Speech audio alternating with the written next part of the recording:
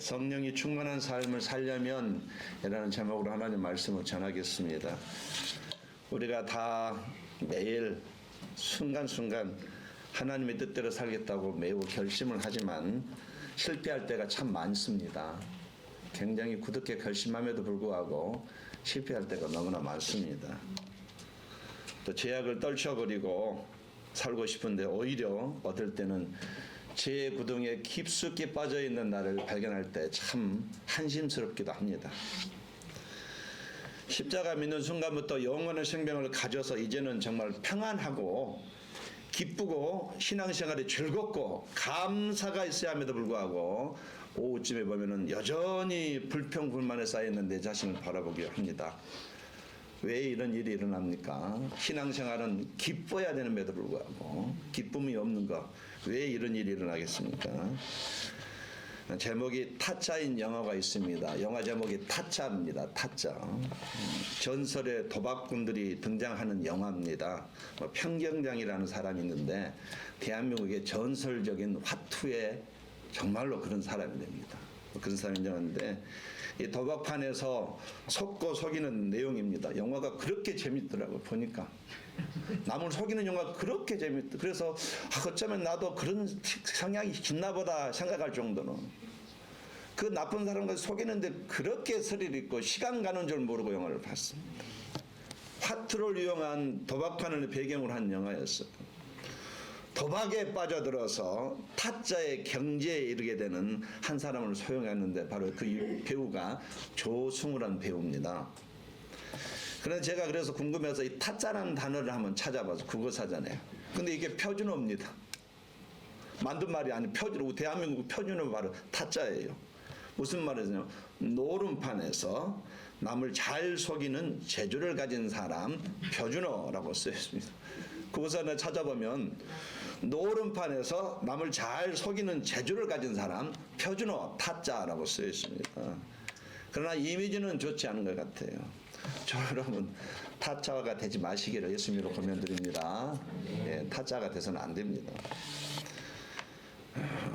어느 주일에는 교회에 가고 평일에는 타짜 생활하는 사람을 사귄 적이 있습니다. 만난 적이 있어요. 주일날은 열심히 교회 갔는데 월요일부터는 타짜 생활하는 사람이 있었습니다. 실제 인물이에요. 주일마다 하나님 앞에 가서는 예배 드릴 때는 이제 그만해야 되겠다 작심했지만 월요일 아침만 되면 어김없이 타짜 사물로 출근해서 타짜 생활하는 사람이 있었습니다. 죄책감도 상당했습니다. 항상 마음에 괴로웠음에도 불구하고 그 생활이 끊어지지가 않았습니다. 그런 생활이 점점 알려지게 되고 이제 성도들이 시험에 들게 되고 그런 그 관계도 깨어지다 보니 드디어 어느 날 결심하게 되었습니다. 이번에는 진짜로 끊어야 되겠다. 그리고 기도원으로 갔습니다. 기도원에 가서 회개했습니다. 말씀을 듣고 기도한 가운데에 성령의 감동이 충만하게 되었습니다. 성령의 감동이 충만하게 당연히 이제는 이 생활을 접겠다고 굳은 결심을 했는데 어떻게 결심했냐면은 기도원에서 조그만 날카로운 무기를 가지고 자기의 엄지손가락, 오른손의 검지손가락을 잘랐어요. 다시는 화투를 잡지 않겠다는 결단을 하면 이제부터라도 하나님 뜻대로 살겠다는 결단을 하고 엄지손가락을 잘랐습니다. 얼마나 큰 결단이에요. 무서운 결단입니다. 누가 봐도 굳은 결단이었어요. 이제는 누가 봐도 저 사람은 다시는 화투를 만지지 않을 것이라고 여겨졌습니다. 그런데 어떻게 되었을까요? 성령이 충만할 때는요, 타짜 생활을 하지 않고 살 수 있었지만 성령의 감동이 소멸되고 나서는 다시 제약된 생활로 돌아가고 말았습니다. 시간이 지나면서 성령의 감동이 소멸되더니 굳은 결심도 무너지고 왼손으로 다시 화투를 잡고 타짜 생활을 다시 시작하게 되었어요. 제약의 습성을 끌어내는 것이 이렇게 힘들고 무섭습니다. 죄책감에 시달리다가 결국은 건강이 완전히 망가지니까 이제서야 두 손 두 발 다 들고 천부여 의지 없어서 빵꾸 나서 손 들고 옵니다. 다시 기도원으로 올라갔습니다. 철저하게 다시 회개했어요. 말씀과 기도를 통해서 다시 평안을 찾았습니다. 성령의 감동이 다시 충만했습니다. 그리고 그분이 결정하는 것이 내가 차라리 기도원에서 사는 게 낫겠다. 다시 세상에 내려가면 내가 또 그 길을 갈 게 뻔한데 아예 기도원에서 떠나지 말자. 그렇게 기도원에서 머무르면서 열심히 차량 봉사하고 대성리에 있는 기도원입니다. 열심히 찬양인도 하고 열심히 섬기며 청소하며 봉사하며 살다가 신학 공부를 하게 되었고 신학을 마치고 난 다음에 목사님이 되시고 지금은 자신의 외모가 비슷한 몽골에 가가지고 가장 외진 지역에서 지금 열심히 복음을 전하고 있습니다. 이분이 이름은 정확하게 알 수 없지만 이 목사님이세요. 혹시 여러분이 몽골 타이트에 보시면 이자 성을 가진 목사님은 바로 이분인 것을 믿으시기 바랍니다. 실존 인물이에요. 그분은 지금도 손가락이 없습니다. 하고 싶은 얘기가 뭡니까? 회개하고 결심했음에도 불구하고 하나님의 뜻을 어기며 다시 죄를 짓는 이유가 무엇일까요? 정확하게 한 가지입니다. 성령의 감동이 소멸되면은요, 어느 누구나 그렇게 되는 것이에요. 성령의 감동이 소멸되면 하나님 나라 원리를 따라갈 수가 없습니다. 성령이 충만할 때는 얼마든지 하나님의 뜻을 따라갈 수가 있어요. 우리는 우리의 경험과 의지로 하나님을 섬기려고 하는 데에 그렇게 되지 않습니다. 결심만으로 제약된 습성을 이길 수가 없어요. 성령이 충만할 때만 죄를 이기고 성령이 충만할 때만 봉사할 수 있고 성령이 충만할 때만 하나님의 뜻을 따라갈 수가 있는 것이에요. 성령이 충만할 때만 저와 여러분이 영적으로 승리하게 되고 하나님 원리를 따라갈 수가 있게 되는 것입니다. 성령 충만이 없으면요, 우리를 향하신 하나님 뜻이 무엇인지도 과거에는 알았어도 지금은 잊어버리게 되고 이해하지도 못하는 것입니다. 성령 충만하지 않으면 하나님의 뜻을 끝까지 기쁜 마음으로 순종할 수가 없습니다. 그러므로 저와 여러분 성령 충만해야 되겠어요. 지금까지는 엉망으로 살았지라도 남은 인생만큼이라도 영적으로 정말로 살기를 원하신다면 반드시 성령 충만하셔야 되는 것입니다. 그때 제약을 이기고요, 열매를 맺으면서 하나님의 영광을 드러낼 수가 있어요. 나로 삶 위에서 하나님이 나타나게 되는 것이에요. 자, 성령 충만한 삶은 우리가 어떻게 해야 되겠습니까? 오늘 본문이 그 방법을 얘기하고 있습니다. 성령 충만한 방법에 대해서 얘기하고 있습니다. 본문의 배경을 살펴보면 제자들 3년 동안이나 예수님을 따라 다녔습니다. 교훈도 많이 받았고 그 엄청난 기적을 눈앞에서 경험했습니다. 죽은 자도 살리고 많은 기적들을 경험했어요. 그런데 아직까지도 그들에게는 누가 크냐, 누가 잘났냐, 누가 세냐 이렇게 다툼 시기가 끊이지 않았습니다. 또 주님의 마지막 날 저녁 식사 후에 무리들에게 체포될 때에 제자들은 나 살겠다고 주님을 버리고 뿔뿔이 흩어졌습니다. 수제자 베드로는 어땠습니까? 예수님을 3번씩이나 부인했어요. 예수님을 부인하는 것도 모자라 저주까지 했습니다. 한마디로 부끄러운 죄를 지은 것이에요. 감당할 수 없는 죄를 지는 지경까지 이르렀습니다. 그런데 이렇게 살았었는데 오순절 성령 강림 이후에 완전히 달라졌습니다. 오순절 날 성령께서 오셨습니다. 오늘 본문에 보니까 소리가 들렸어요. 분명히 소리가 들렸습니다. 강한 바람 같은 소리가 들렸습니다. 바람이 낸 것 같은 소리가 분명히 들었어요. 그러니까 성령께서 오셨다는 것을 귀로 충분히 우리가 캐치할 수 있었다는 얘기예요. 눈으로도 보였습니다. 불이 타는 것 같은 모습이 정확하게 사람들 머리에 보였습니다. 눈으로 보였어요. 성령이 오셨구나 눈치챌 수 있었습니다. 4절 말씀, 저희가 다 성령의 충만함을 받고 성령이 말하게 하심을 따라 다른 방언으로 말하기를 시작하니라. 제자들은 아직 배운 바가 없는 언어로 말하기 시작했고 오순절 큰 명절을 지키기 위해서 외국에 살던 유대인들이 예루살렘에 잠깐 왔는데 자기들이 이민 가서 사는 나라의 언어로 이 모든 것을 들었어요. 복음을 들었다는 얘기예요.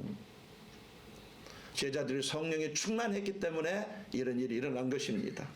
성령에 충만하고 나서부터 비로소 깨닫기 시작했어요. 십자가가 무슨 의미인지, 예수님이 어떤 분인지, 왜 오셨는지 비로소 깨닫게 되었습니다.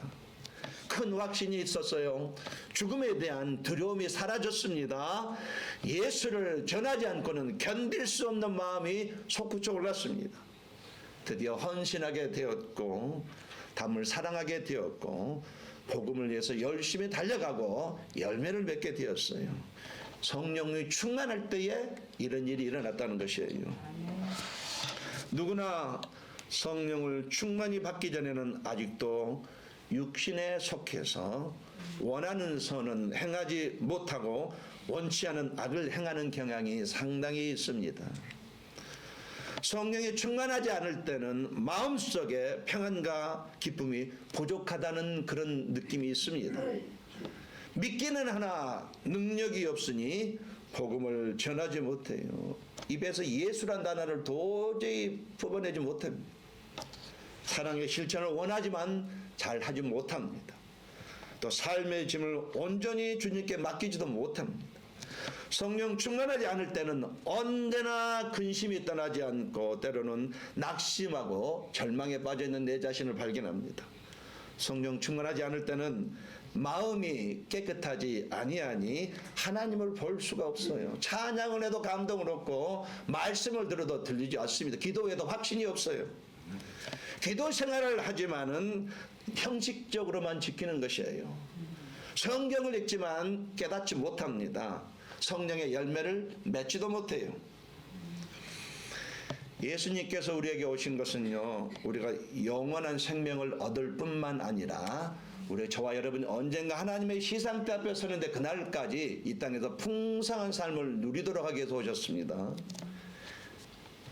그러려면 성령님이 내 안에 내주하시는 것으로는 부족합니다. 성령의 감동에 충만해야 돼요. 성령이 충만해야 됩니다.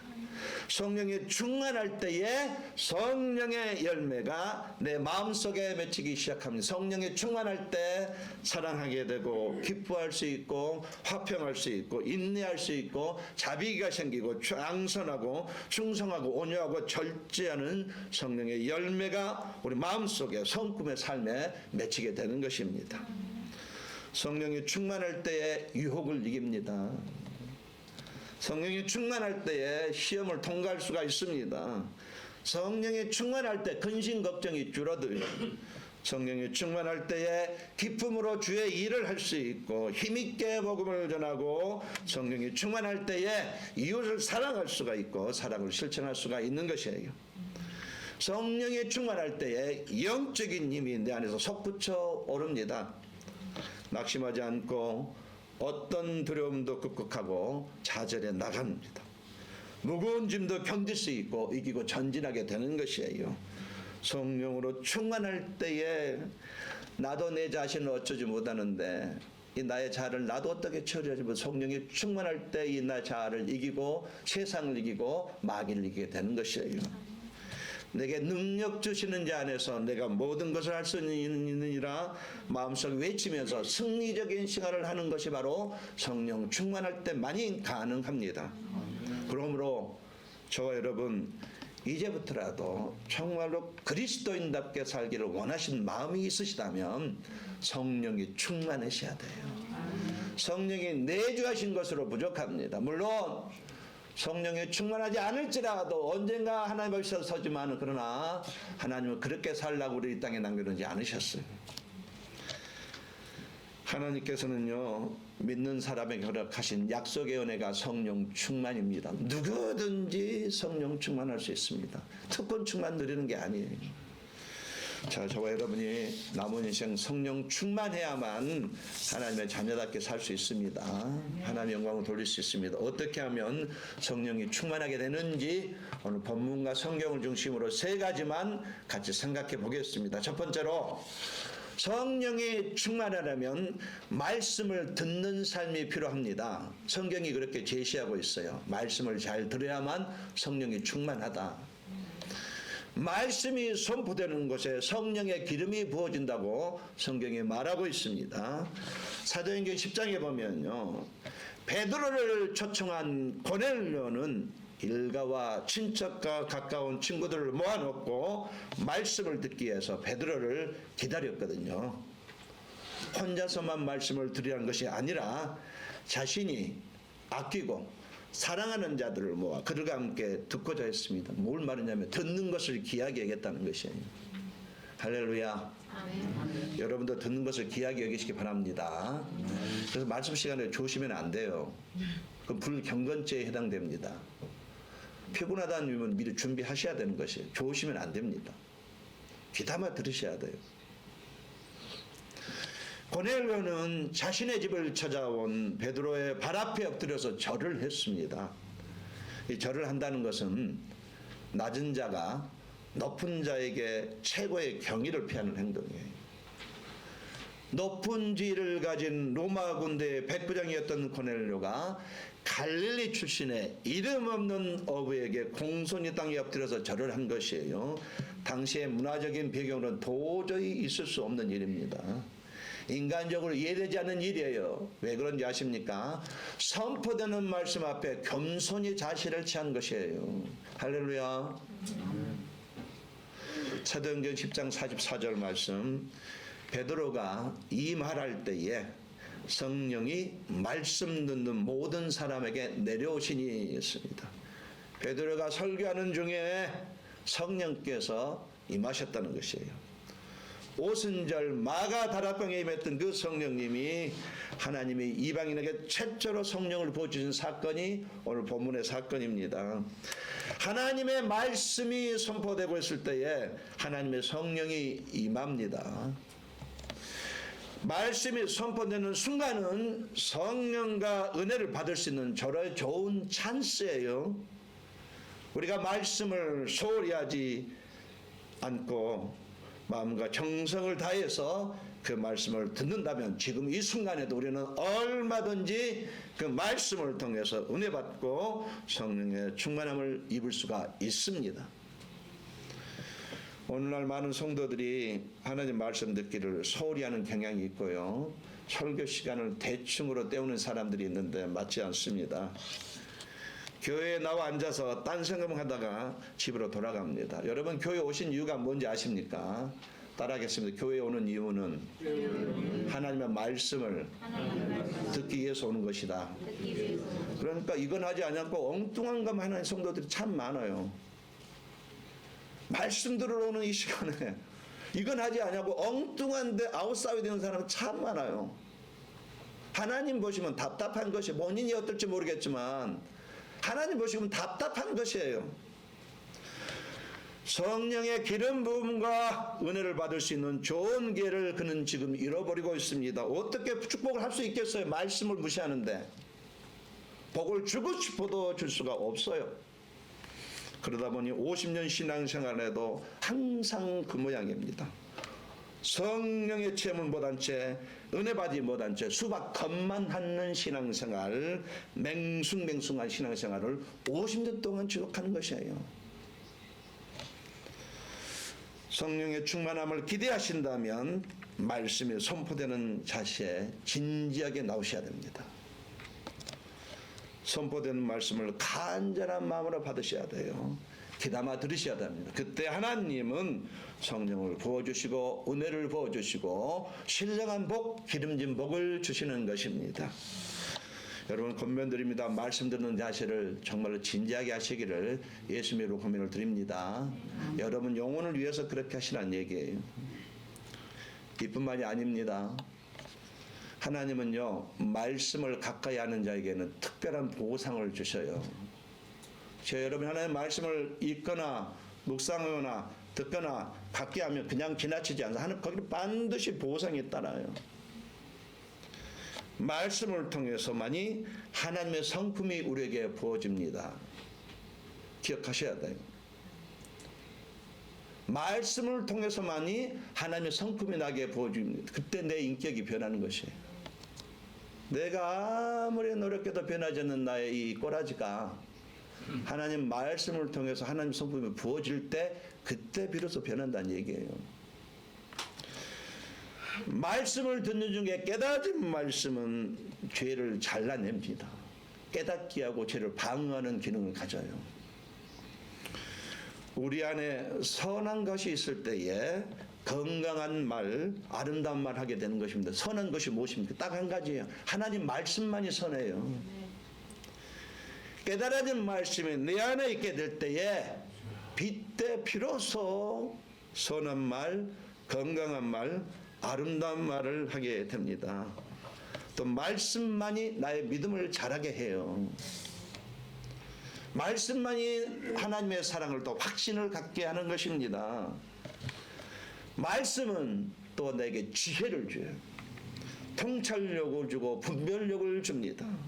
그래서 저와 여러분이 어떤 일을 결정할 때에 하나님이 주신 지혜와 분별력과 통찰력으로 가장 바른 결정을 하게 되므로 미래를 풍성하게 만들어가는 것입니다. 이렇게 하나님께서 우리에게 말씀을 인도해요. 구체적으로 뭘 해라 이러면 좋겠는데 아닙니다. 말씀을 통해서 우리에게 지혜와 분별력과 통찰력을 주셔서 어떤 일을 해야 되는지 정확하게 알고 하고 어떤 결정을 정확하게 결정하게 해서 미래를 풍성하게 한다는 말이에요. 그러므로 저와 여러분 명심할 것은 무엇이냐면요. 말씀이 선포된 곳에 있어야 되는 것입니다. 말씀을 잘 들으셔야 돼요. 귀담아 들으셔야 돼요. 말씀을 가까이 하고 묵상하시기 바랍니다. 그때 하나님은 은혜를 주시고 성령 충만을 주신다고 분명히 약속했습니다. 남은 인생 말씀을 잘 들으심으로 은혜도 받으시고 성령 충만도 하시기를 예수님으로 권면을 드리겠습니다. 두 번째로 저 여러분 남은 인생 성령 충만해야만 제대로 살 수 있습니다. 성령 충만해야만 성도답게 사는 것이에요. 성령 충만하려면 어떻게 됩니까? 기도하라고 말을 합니다. 기도는 하나님과 교제하는 시간입니다. 노동 시간이 아니고요. 하나님과 교제하는 시간입니다. 기도가 그런 시간이에요.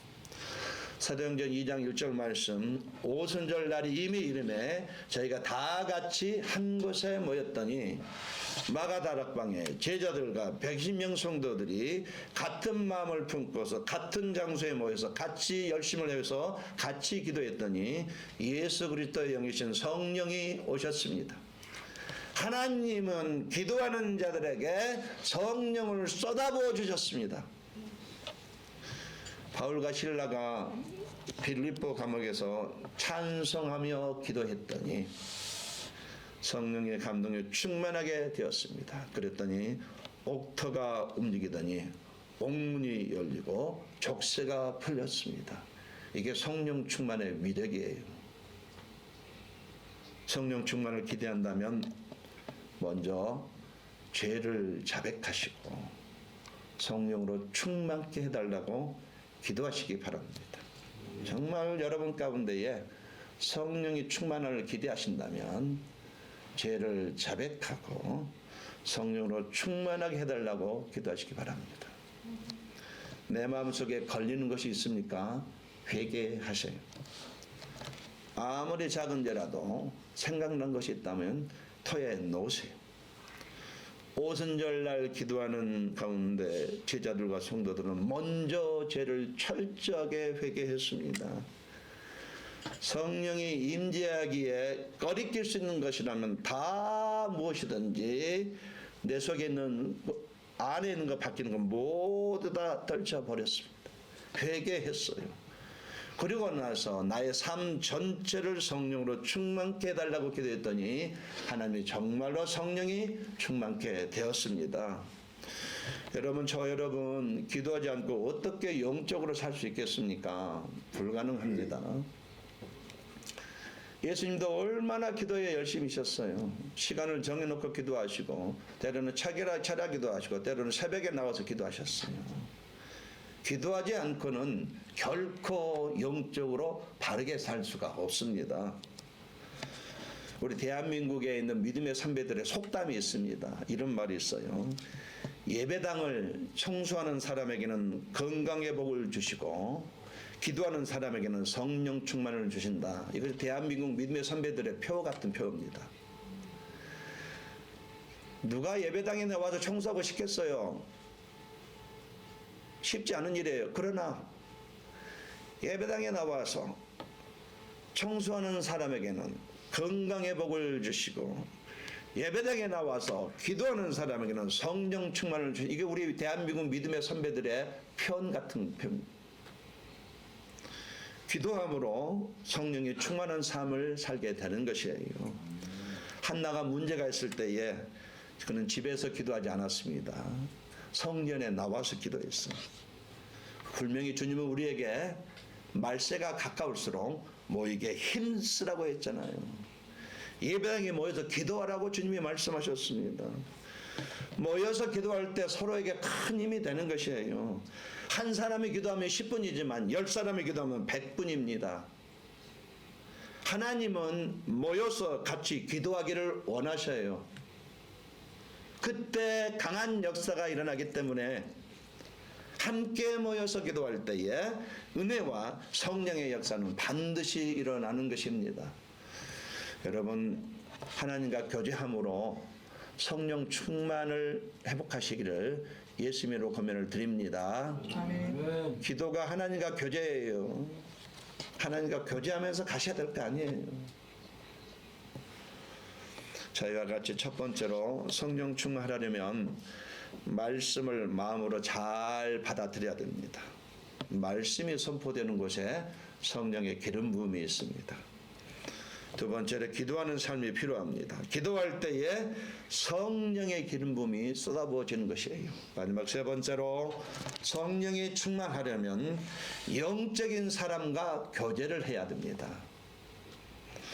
사도행전 9장 26절 27절 말씀, 사울이 예루살렘에 가서 제자들을 사귀고자 하나 다 두려워하여 그의 제자됨을 믿지 아니하니 바나바가 데리고 사도들에게 가서 그가 길에서 어떻게 주를 본 것과 주께서 그에게 말씀하신 일과 다메섹에서 그가 어떻게 예수의 이름으로 담대히 말한 것을 말하니라.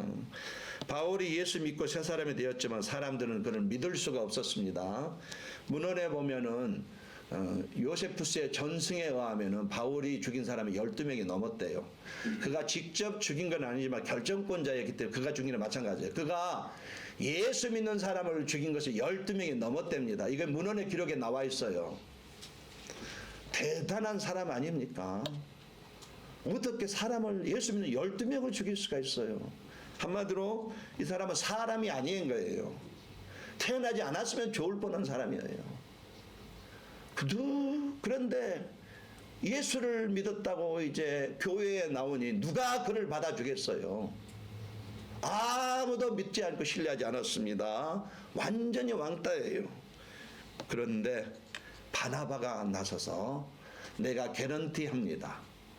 내가 바울을 개런티합니다. 진짜로 예수 믿고 하나님의 자녀가 되었습니다. 그러니 여러분이 형제로 받아주세요.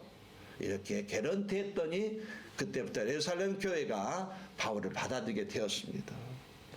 또 바울이 길리기아 다소 시골에 초야 묻혀 살 때도 바나바가 거기까지 가서 안디옥으로 데리고 와서 성경을 가르치도록 했어요.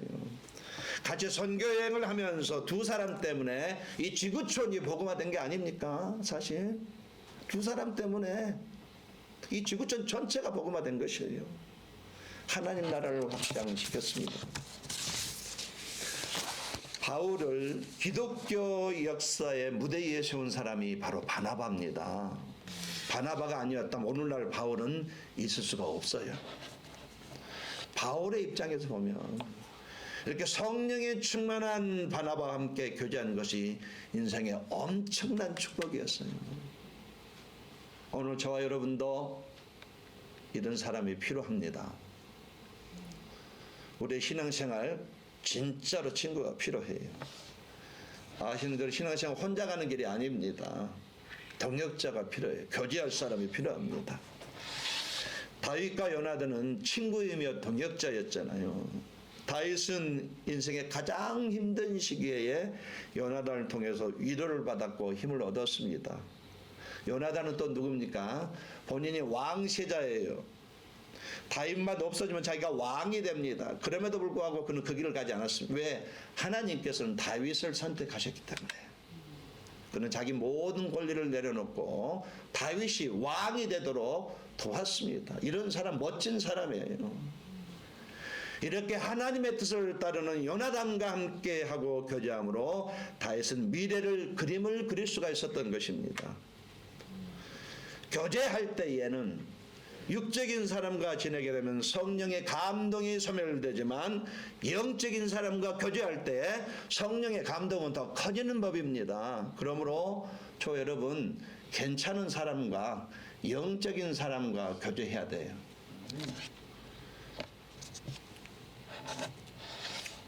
주위에 평이 좋지 않은 사람은 일단 경계하십시오. 팁을 드리는 것이에요. 주위에 평이 좋지 않은 사람은 일단 경계하셔요. 영적인 사람과 교제하시기 바랍니다. 영적인 사람과 교제할 때에 성령의 감동이 소멸되는 것을 맡게 되며 성령이 충만해지는 것입니다. 좋은 친구와 교제함으로 성령 충만을 하시기를 예수님의 이름으로 권면을 드리겠습니다. 말씀의 결론을 맺겠습니다. 신앙생활 기쁨이 없습니까? 사람 때문이 아닙니다. 신앙생활 재미가 없나요? 환경 때문이 아닙니다. 신앙생활이 즐겁지 않으니까 상황이 아닙니다. 나에게 문제가 있는 것이에요. 나에게 문제가 있어요.